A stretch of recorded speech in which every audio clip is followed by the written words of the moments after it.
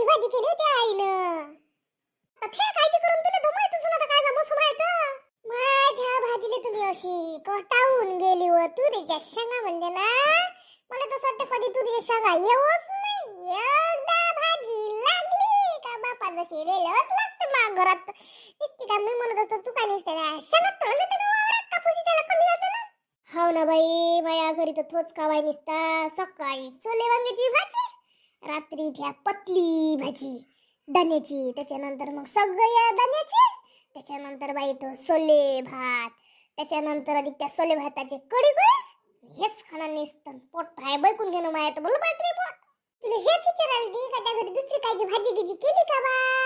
माझ्या घरी तर दुसरी भाजी करणं आहेच नाही. त्याही घरी थसतात.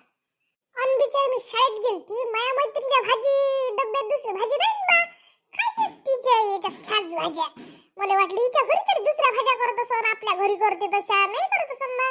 ते म्हणे माई कामाला तेच भाज्या करते साऱ्या घरी तेच बमायला काय माहित आपल्या इकडे. बाई माहित बाई ह्या गोष्टी सांगे ह्या वावरात जाते का कापूस चाले ह्या काय करते म्हणते कापूस कमी असते आणि तुरीची शेंगा जास्त कारण की भाजी लिहिली लागत का आपल्या घरी.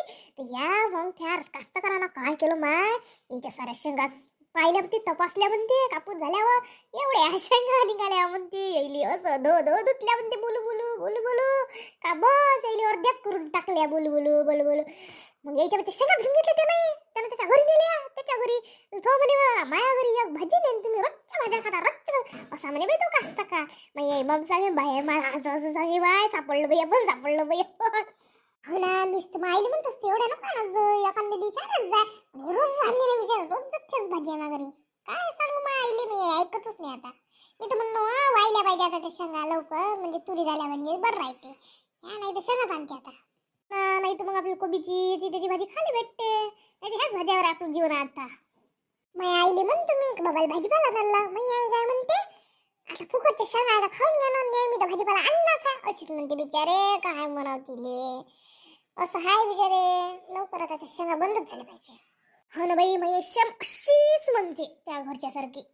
जाऊ दे आता 8-15 दिवस हा शेंगा खाऊन घेऊ काय करतो खास लागतात आपल्याला. जाऊ दे येतो मग जाऊ आपण शाळेत आज काची भाजी आणतो मग तेच कुटकाट करू घेऊ.